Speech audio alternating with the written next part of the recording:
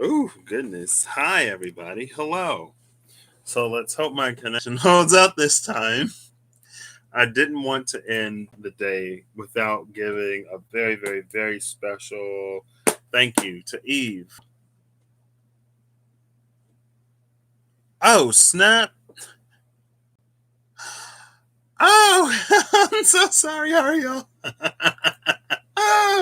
I was just chilling with this window open. Yeah, you were like really early for the partay. Hey, Ariel. Um, Yeah, I didn't want to let the day go by without giving a huge thank you to Eve for getting the Yggdrasil Norse divination cards. Um, she gifted them to me. I just finished Ragnarok last night. Woke up to this. It was amazing. Thank you, thank you, thank you again, Eve, Everlong Mystic. I haven't watched your um, shadow video yet, but I mean, I guess you're not here live. So by the time I see you next, I will probably have watched it. But I guess while I'm already in the space of thanking you, I also wanted to say how proud I am of you for putting yourself out there in that way. It's not easy. But yeah, so let's get a card for the maiden voyage of this deck. I was actually, so I went through, so Rob's Tarot went live with Lauren, Untitled Tarot, for the full moon in Capricorn. And when he mentioned this deck, I think he said that Lauren told him about the deck, and then he got the deck, and then I was like, "Well, I got to put that on my wish list." And then Eve got the deck for me again. Thank you. I didn't expect to get it this quickly, but I'm loving it. But after watching Rob use it, I was like, "Yeah," because I remember he said that they don't have numbers, and I was like, "Okay." And Lauren was like, "You should number the cards." And I don't even write in books. I don't fold pages in books. I don't. I've never written on a deck before, but using this book, I wrote in the book and on the cards. So I went through. There's 9 realms and 9 characters representing or holding a space in each realm. So I went through only on the left right page, and I marked the realm at the top to find it easier. And then you can see like on the card they tell you what number it is within that realm. And then so on each card, and I guess geared artfulness. It's interesting that artfulness is here. So on the left side, I put the realm. On the right side, I put the number within that realm. So this is 3 and then 8. 3 is, this is Alfheimer. Elfheimer, Alfheim, Land of the Light Elves. And then it's the eighth one in there. So these little things, I guess, are, yeah, you can see it. You see how that looks like a castle in the clouds? Alfheimer. So those little things actually like tell you what realm they're in, but I found that out after. Anyway, so while Reem and Rob were live talking about everything, divine rage, shadow integration, shadow work, everything, they had a Q&A at the end coming into like, authenticity, how, the shadow, and a lot of ways we can feel sort of like or prey to our external environment, but shadow is our inner predator, like Rob put it. It was gorgeous. I was numbering the book, doing that, and then I sat down and numbered the cards, and I was shuffling the cards as I was watching. And female intellect came out at the bottom of the deck a few times, and I think fairness and judgment also came out. And there were sometimes they were talking about stuff, and then the card that would come out felt like it was so like related to what they were talking about, and I wanted to be like, oh my gosh, like this card just came out, but I didn't. So you know, and then after that, it took me a few hours because I was shuffling the deck and it wasn't in order anymore, so I had to go through and find where each card sort of sat. So it was a labor of love. I'm probably not going to pronounce anything right. My Norse or Icelandic pronunciations, Norwegian pronunciation, resty, extremely. So I just want like one card, please. And it's funny because I have this God of War cloth map, And there's the Bifrost in the middle of the cloth map. And I was like, I want to do a Nine Realms reading. Well, now I have a deck to do a Nine Realms reading. So I feel like I should do a Nine Realms reading at some point. Ooh, that's a bunch. I see Bragi, but I'm not going to take it. I know Bragi because the Almighty Johnsons. It's interesting because Bragi had a power similar to a character in another show. Oh my gosh! It came out. Bottom of the deck is Thor. Or Thor? Thor. It's the first one in Muspelheim. Not Muspelheimer, Jotunheimer. Land of the Giants. And I think we see Thor on top of Jormungandr, the world serpent here in this card. It's funny that Thor is at the bottom of the deck because when Rob went live, I was like, please no Thor. Please no Thor. Elfrun or Elfrun came out. It's Alfheimer again. And it's the fifth one in Alfheimer. I did these in Sharpie, and I was like, I hope I don't mess up and write the wrong number on one of these. And I got to like the last 10 cards, and I messed up. This was supposed to be number 5. I accidentally put 4, so then I just put an I after it because 4 plus 1 is 5. So there's already an energy here. I was like, if this comes up, I wonder how that's going to work. Alfrun. Alfrun is a queen of Alfheimer. Her name means the rune of the elves, the symbol of the light elves. According to folklore, she is said to live in an area on the border of Norway and Sweden in the summers, but resides in Asgardr for the winters. So she travels between Midgardr and Asgardr, an indicator that she is a goddess close to the heart of the common man. She is said to know all runes and be a master of runic language and magical staffs. In the spread, she indicates the ability or the need to look closely and calmly at the situation at hand, to read between the lines, to observe if everything is as it seems, or if there is a feeling that something is missing. Alfrun brings the ability to piece information together to create a greater picture. It is helpful to call upon Alfrun when a mixture of rational thinking, intuition, and an open mind is needed in a given situation. Having the knowledge of the runic alphabet makes Alfrun a formidable ally in any given situation, and Alfrun never works against the seeker, no matter her placement. Even if she is placed in Hell or Muspelheimer, she shines a light of wisdom and intuition on the place.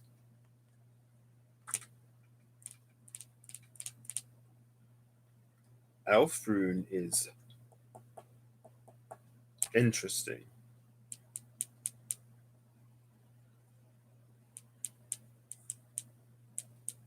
She can travel between realms, between Asgard and Midgard, which are kind of sort of the two realms closest to man, even though like man doesn't get like access to Asgard unless what the Valkyries take them there, because I think Valhalla is in Asgard, maybe. But you know, the Asgardians interact very heavily, or have a pretty heavy presence in Midgard. She is said to know all runes and be a master of runic language and magical staffs. The ability or the need to look closely and calmly at the situation at hand to read between the lines. The part where it said to observe if everything as it seems, or if there is a feeling that something is missing, that is what Flursa felt like when I saw it. It felt like someone standing somewhere before a portal. It felt like that piece of your intuition that knows when something is off. And it's like, look even deeper. Like, you know that something is off here. Pay attention. Read between the lines. Listen between the words. And it's like when you it's an energy of unraveling as well. That eventually leads us into a new place once we sort of find out what is wrong in ours. It's almost like being in the Matrix and you see something glitch and you're like, was that my imagination? And it's like, maybe not. Is this a nipple? I think it is. Okay. Maybe suck on the teat of Alfred to get some kind of knowledge. But that reminds me, I think mothers can pass antibodies to their babies through breast milk. And so, in that, it allows the baby to start to build an immune system without being exposed to the contaminant. Because that's like when we're older, that's how we build our immune systems, right? Our body gets infected, our body learns to recognize it. The white blood cells, maybe T cells, they learn to, again, like they learn to recognize sort of foreign things that come into the body, so that if they find it in the bloodstream, the body can react. But through breast milk, again, it's like the baby can get that information without being exposed to the contaminant. And I feel like in that way, it's almost like the story that was unfolding for Apple Bearer or Apple Buyer.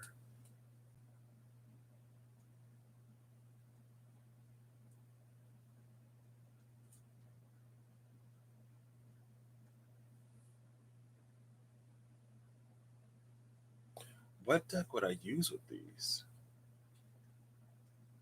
I guess I could use the Mystical Dreams Tarot. But, the Suit of Swords is Norse in the Tarot Apocalypse, but I don't feel like pulling that out. I want to clarify this for some reason. I'll grab the. I'll just go ahead and grab it.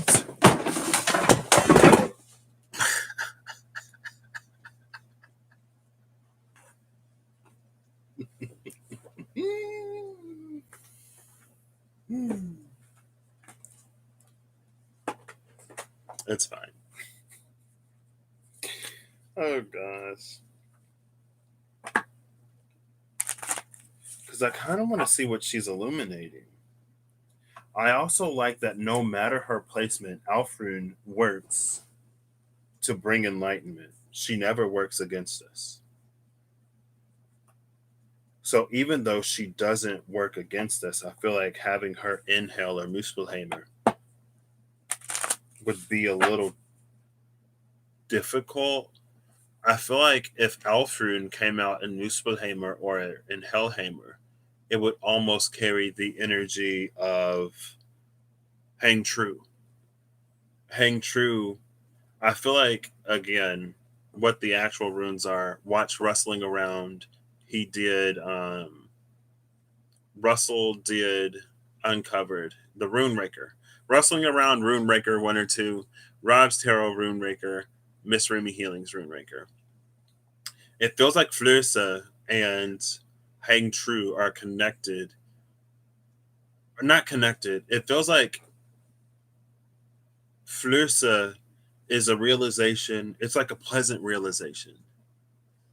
It feels like Hang True is another realization, but it feels like it's more difficult to integrate into what we currently know. It's like the kind of realization that changes your life, but that, like, it shakes you to your core in a way. And so if Alfrun is in Muspelheimer or in Hellheimer, maybe even Niflheimer,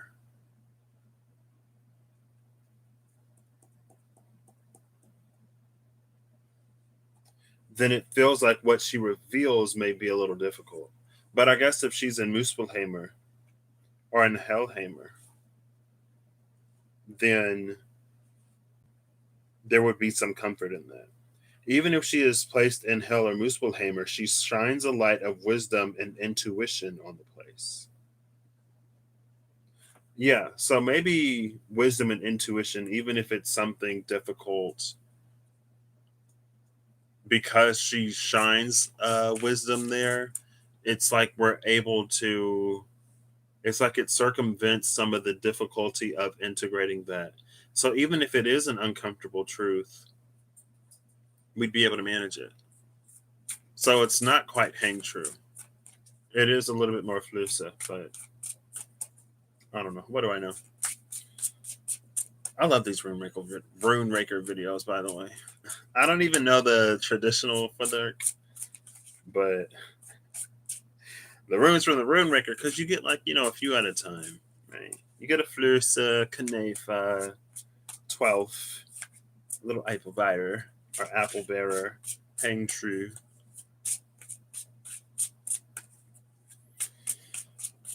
What is Alfrune? Highlighting and illuminating. Tor is at the bottom of the deck.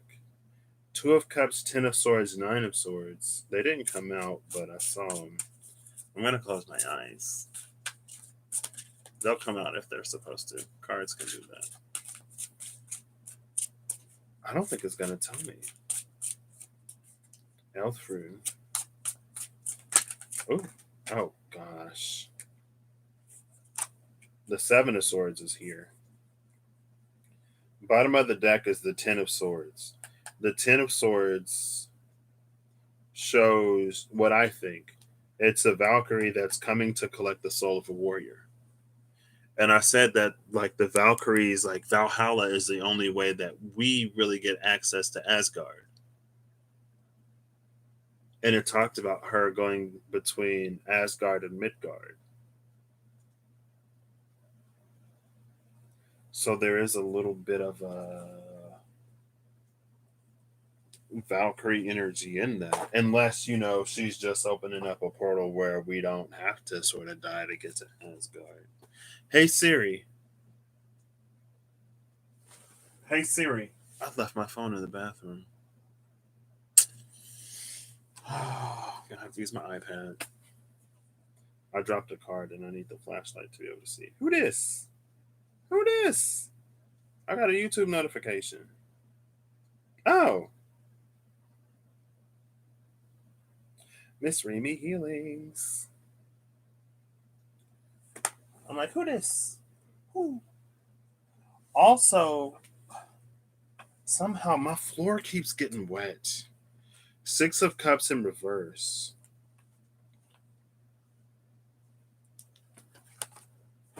All my cards are upright. Six of Cups in reverse. So Seven of Swords, Six of Cups in reverse. Two cards face down. The Four of Wands and the Five of Cups. We have 4, 5, 6, 7.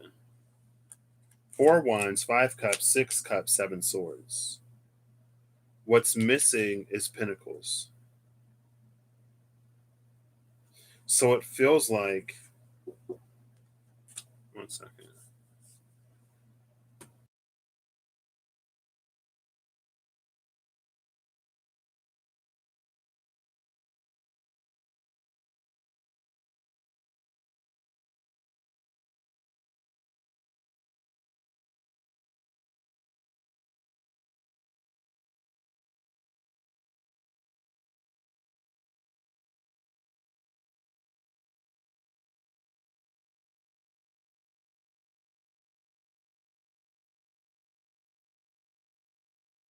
Speaking spirit shall provide. That was my brother bringing me my phone. He was like, "You left your phone." I was like, "Oh, thank you." I feel like it should be the Six of Pentacles because the Six of Cups is in reverse. So this is what Alfrune is highlight. Okay, goodness. These cards are still new and very slippery. And cards just be sliding off. Two cards just tried to slide off the top. I'll look at them. I ain't gonna read them, but I'll look at them. Heimdall and Nana. Gateway opportunity warning, steadfastness and loyalty. And it's interesting that Nana is here because I think Ring said that Nana was the god of the moon and Ningal was his counterpart. It's a different person.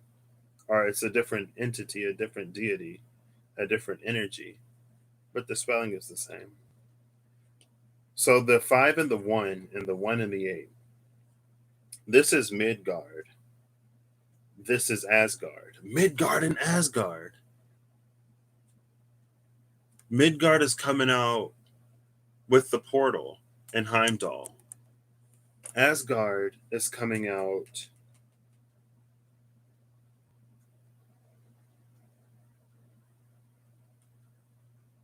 I think Nana is coming out of the portal.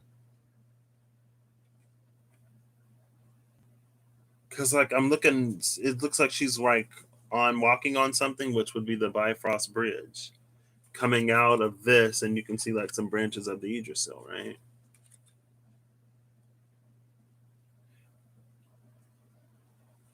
Alfred makes the journey between Asgard and Midgard.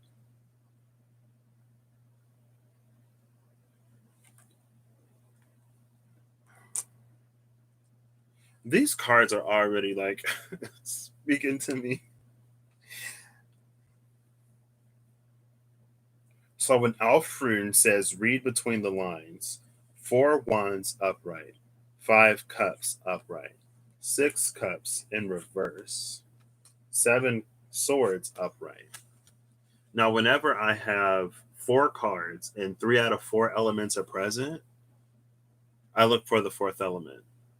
Also, 4, 5, 6, 4, 5, 6, 7.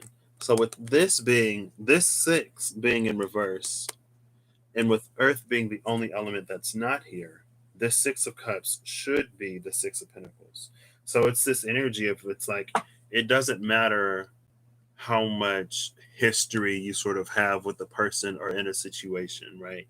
Like you could you could have worked at a company for 7 years, right? And it's this energy. It's like, it doesn't matter how long you were there. If it's time to move on, it's time to move on.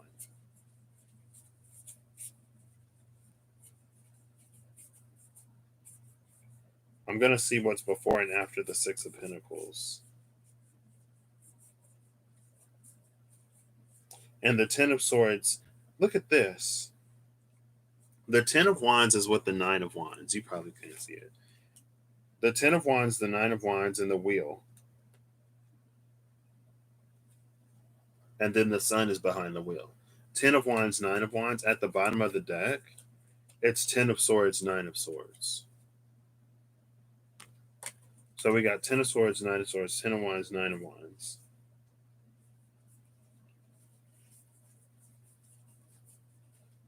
Six of Pentacles is between the 2 of Pentacles and the 8 of Pentacles.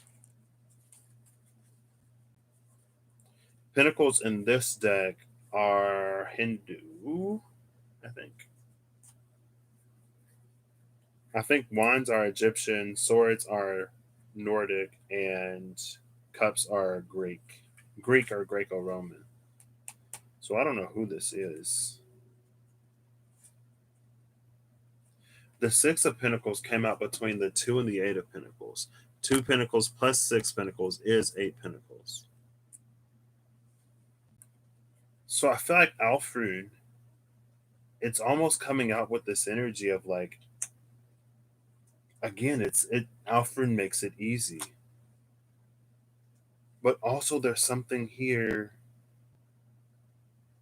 that adds up. On the 7 of Swords, it is an eclipse. It's a total eclipse. Or it could be annular. No, it's a total eclipse. Because even with an annular eclipse, the sky doesn't go completely dark. With an annular eclipse, it's still light outside, I'm pretty sure. But with the total eclipse, that's when it goes dark. Because even that little bit of sunlight is enough to illuminate the day. And that's pretty big. So it's feeling like a total solar eclipse. I think the last total solar eclipse we had was in December of 2020. I'm pretty sure the eclipse in December 2020 was a total solar eclipse. I'm looking up real quick though. me.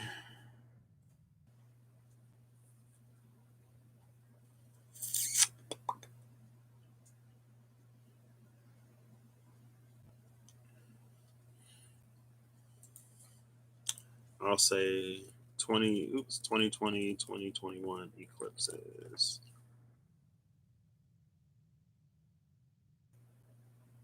Okay, girl. Well, you're not really helpful. I might just have to do them. Oh, here we go. Solar lunar eclipse from 2020 to 2029. Thank you.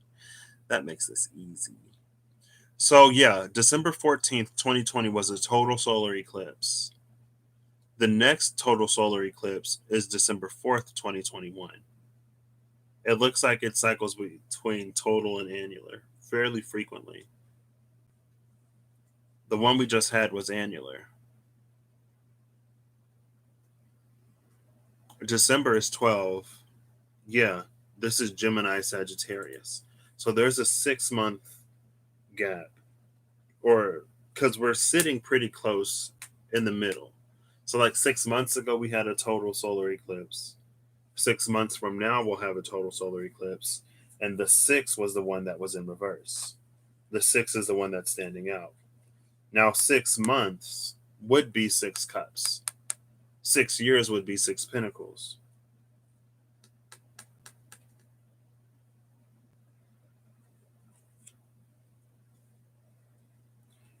And so there is this energy. I don't know. I'm looking at the illumination coming down from the top of this four of wands card. And this individual sitting in sacred space that's set up between these four wands. I don't know if this is Anubis and Horus, but in the back, it's almost this temperance energy. No. Well, hold up. There's a chain of ankhs here. The chain of ankhs, this is that divine feminine energy returning. The ankh associated with the divine feminine. And there's a lot of them that are coming back between Horus and Anubis. I think Horus is associated with the sun, Anubis is associated with at least the land of the dead. And so it's like they're rising sort of from obscurity in a way.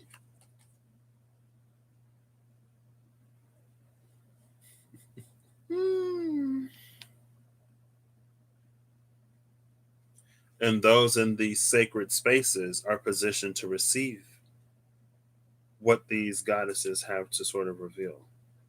And I think it might start out goddess heavy because it feels like we're more susceptible to correcting, revealing a truer divine feminine than a truer divine masculine. But they sort of happen simultaneously. But it also does feel that because we've treated feminine energy the way we've treated feminine energy, it's like it's fair that she gets to come in and clear her name. That's what this is. I know exactly what this is.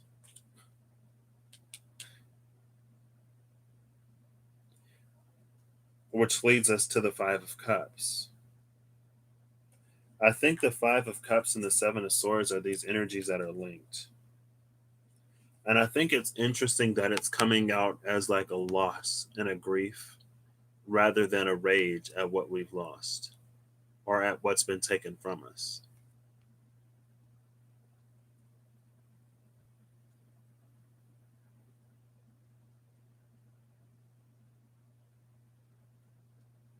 But when I see the Seven of Swords in this deck, it makes me think that this person is there to actually return these swords.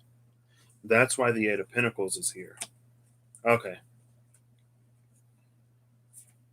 So this is us. Us needing to make the choice and the decision to do the work. Us dedicating ourselves to the journey. And I think Empress of Duality said it when she went live. Hey Dana, how you doing? I think Empress of Duality said it when she went live with Lauren Untitled Tarot, where it was like, you don't have to be perfect.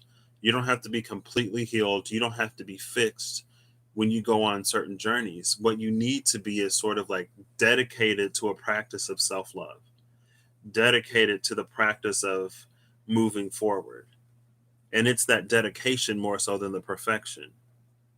So while we're in the space of dedicating ourselves to this work, Spirit comes in and returns everything that was lost. Because here's the blacksmith over the fire, ready to make 7 more swords because someone stole them, right? He's dedicated to doing the work. He's made that choice and decision, and he can balance anything that comes with ease.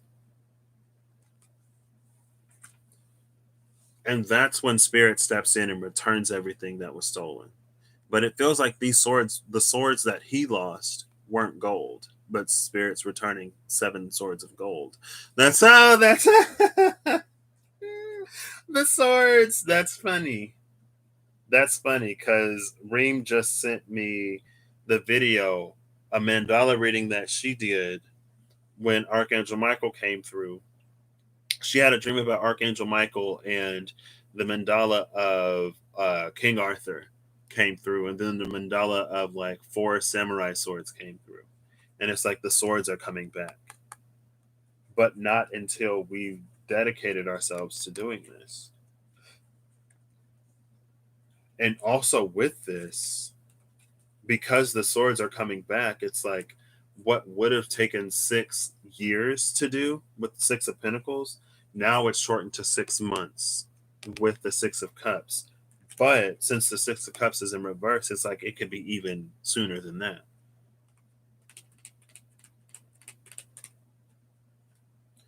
And also with the 2 of Pentacles, again, it's like, we're roughly 6 months from the last total solar eclipse, 6 months from the next one. It's that space of like being in the middle. And it's almost like maybe we're going to be reaching these points along our journeys again, where it's going to be like, okay, well, are you going to continue? Or are you going to turn back?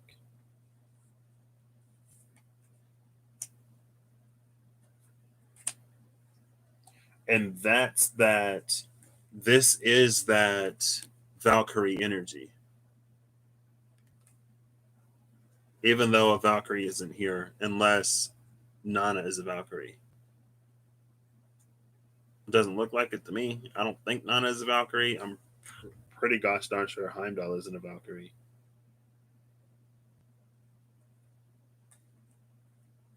Because it's like that's how. Oh, she's literally right here. The Valkyrie at the bottom of the deck. Yeah, with the 10 of Swords. The Valkyrie takes those who are worthy on Earth and are on Midgard in their Midgardian battles, and takes them to Asgard. It's like, you were such a worthy warrior in Midgard. We think that you'll be valuable when Ragnarok comes around. And they kind of sort of wait in Valhalla until it happens. I think Valhalla is in Asgard. I'm not sure. But for the sake of this, it is. Valhalla is our ticket into Asgard from Midgard.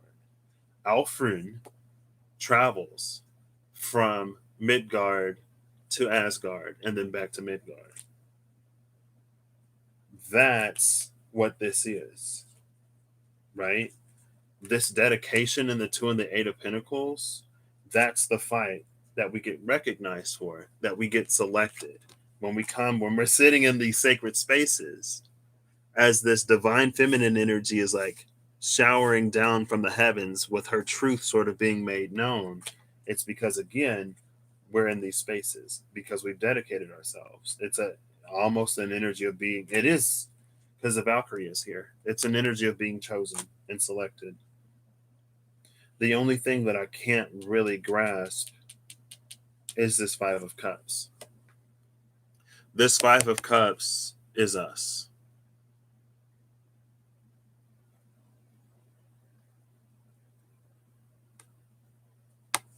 We do it anyway. We continue the work even though we're hurting and we may feel broken in so many ways, we continue to move forward despite this Five of Cups. And I feel like, I don't know, I feel like there are these higher divine or closer to divine energies that don't like to see us suffer, but that know we have the power of choice and the power of will, or like free will. And I was talking to Reem earlier, and I was talking about like free will and how, like, a few years ago, I was like, I don't think free will, I don't think our freedom to choose is respected really, because historically it's like it's been so profitable to disregard people, to take from people, like that's how we've typically been exposed to the most progression, accumulation in this 3D sense. And so it's like, well, it's a dog eat dog world. That's the way the cookie crumbles. If you want to make strides in life, there's someone who's going to have to suffer, and we accepted that. And so it's like, well, then how is our sort of choice free when it's so heavily stacked on one side? And then she was talking about how, because when you are on a path and when you sort of made that dedication to do anything that is off of your path, you will feel the pull back towards it. And she was like, she was like, that's not really free will if I keep feeling the pull to stay on my path. And I was like, well, I guess free will is just your choice to not do it. Free will isn't that you don't feel that pull. Free will isn't that, you do it guilt free. It's like the freedom of speech, right? You have the right to say whatever, but that doesn't mean that there aren't consequences and repercussions to the words that you speak. Just because you have the right to say whatever, that means like you're not going to be jailed for it, depending on what you say. Right? We also have the freedom of assembly, but it depends on the reason why you assemble, I guess. Anyway, without all of that, it's like you have the right to assemble, you have the right to speak without like judicial or federal or governmental interference, but person to person, like I can still form opinions based on what you say. You have the right to say it, and I have a right to form an opinion of you because of what you say and how you say it. Your freedom of speech doesn't, it's not that it doesn't apply, but it's like it doesn't affect these spaces. And so in that, you still have freedom, not free from consequence, but free to choose. And so again, it's like even when we were in the space of hurting, we chose to continue moving forward. This is us again with this energy. It can be us choosing what aligns with us in the moment with the Six of Pentacles rather than what we have a history with the Six of Cups. Right? This energy is like if things turn toxic, it doesn't matter how long you've been in that space, you get out because you're worth more than that. And again, it's like when you dedicate yourself to this path, that's when spirit comes in and it returns everything that you were missing. This blacksmith has already set himself out to create 7 more swords, and this is spirit like, shh, don't tell him that we about to drop these back under the eclipse. Hey Selena, I think I saw you in Reams earlier. Reem and Russ. Reem and Russ. Well, Russ came in. Reem and Rob. And again, that's when the Valkyrie comes down and takes you to Asgard. With Thor being at the bottom of the deck, I'll read Thor. Thor is 2-1. The first one in Jotunheimer. It's funny that I guess it makes sense that they put Thor as number 1 in Jotunheimer because Thor killed a lot of giants, I guess.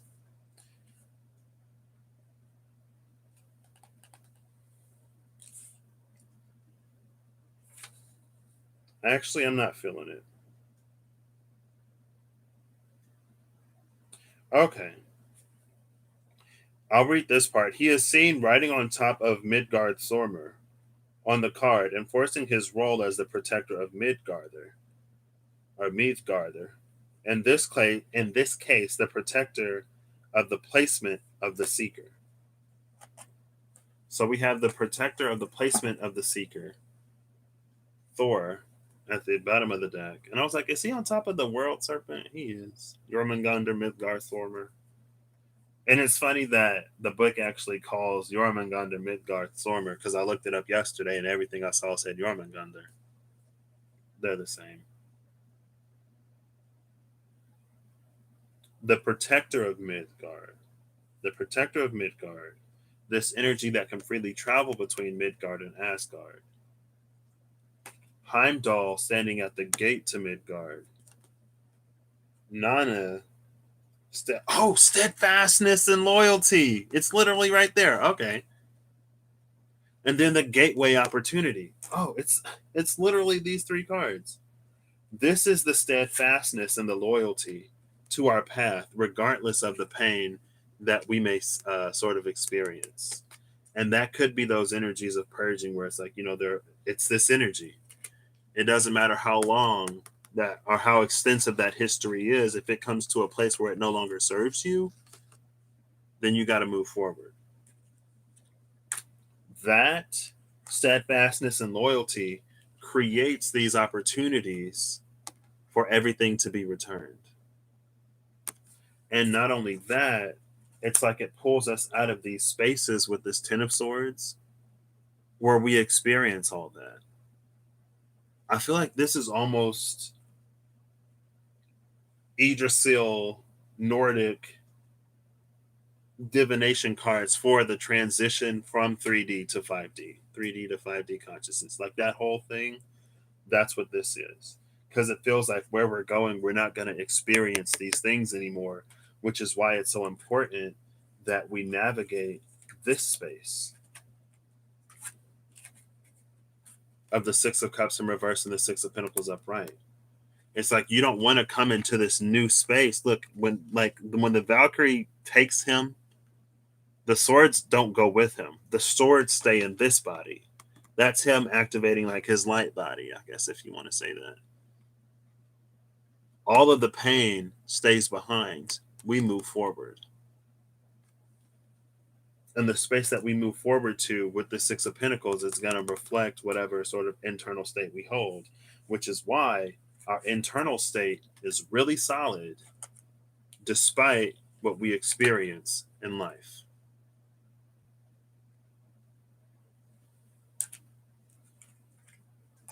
Okay. I don't know what I win, but I feel like it's an energy of like your steadfastness will be rewarded. And like Reem said in Gate 3 with Goddess Ningal, the time to get ready isn't when everything is happening. The time to get ready for a shift or to get ready for a portal isn't when the shift is occurring or when the portal is opening. Because that's the time to transit into it. That's the time to move into it. Right? I love these cards. I didn't necessarily expect for them to speak so readily, but they do. It's something about Eve, man. Eve grants, she like gives me these decks and I just connect immediately. I don't know if Eve knows what I need. Thank you again, Eve. I appreciate it. So the card that came out is the King of Cups. And I love the King of Cups because the only thing I'm taking from this King of Cups is the light that's breaking in the background. The light that's now going to be flooding into this space. That's my biggest takeaway. And it's like there are multiple because there's another one, there's a smaller one right here, and then a bigger one up here. It's like the clouds are going to be clearing all over. Bottom of the deck is Justice. Ma'at. If your heart is lighter than a feather, then you move forward, right? Love that. And we're in a process like that. Two of Pentacles and Eight of Pentacles, regardless of the Five of Cups, is a process of making ourselves light. Because from a space of hurt and from a space of pain, we can justify almost anything. And it's often from those spaces where it's like we cry for justice the most, but we put ourselves furthest from the energy of receiving it because of what we do, because of what we turn into in those spaces. And that's another thing Reem talked about, and I think Rob touched on it as well earlier. Maybe they were talking about karma or something like that. I don't remember exactly what it was. But a lot of times in our hurt and in our pain and in our grief, we actually set the scales of justice out of our favor. But these energies understand, the divine understands that, like, you're a human down here and that things are difficult down here and everything like that. But just because the divine understands doesn't mean that you necessarily get a free pass, unfortunately, because you had your free will. And it would be a violation of your will and your choice if the divine came and did everything for you, even if you give the divine permission. Your permission sort of allows them to set you on the path to do whatever it is that you want. And it's not that they don't assist, but they can't do it for us, right? Or I don't know if they're necessarily in the space of doing it for us anymore. So I'm just gonna shuffle this up. But that's what I got. Art school ain't easy, right? But I feel like it's one of those things where it's, someone would be like, it builds character. And it's like, it ain't easy, but like when you finally get something, or when you heal, or you get that revelation, you move up, you do whatever, it feels so good. The freedom, the liberation feels so good when you finally hit it. Like, yes, like I did it. I get it. Like I'm not affected by this anymore. Or like when you catch yourself in a toxic sort of loop, or if you catch yourself repeating an old behavior, when you can recognize and when your awareness expands to the point where you can see things that you didn't used to be able to see, and you're like, oh my gosh, what? Now, in the beginning, we're not blaming and shaming and guilting ourselves. That's not the point. The point is to recognize that you recognized. And it's like, oh my gosh. But, it does kind of suck for a while. And even when you do start to really integrate and ground yourself in that healing, it can still suck sometimes. And I think Rob might have said that at one point. So, yeah, that was Alfred. Again, like, I know I'm probably not pronouncing these right, but thank you for being here, Selena. Welcome. I think this is my first time seeing you here. And thank you again, Dana, for, being here. I hope y'all have a good whenever you see this. I hope you're acting in alignment to make all that you wish to experience your reality. I hope that when the perspective comes, or when the change comes, or when the shift is there, when the divine is laying out to you what it is that you need to do, I hope that you have the courage to do it. And I do think that a lot of us are in a space of being courageous. So even if we were sort of like fairly well established in one thing, we may still be going outside of our comfort zone. And the one thing that, again, because somebody asked about fear, and like what Reem and Rob. So if by chance you haven't seen that video on Miss Reemy Healing's channel, check it out. It's about like so many things, but it's like it's not necessarily to eliminate fear.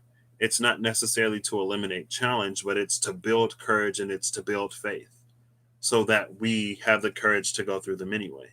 So we face the challenges anyway. We go anyway. You don't have to not be scared. It's not really bravery or courage if you're not scared. It's only like bravery or courage by context means that there has to be some fear there to overcome. Otherwise, it's like just another Tuesday.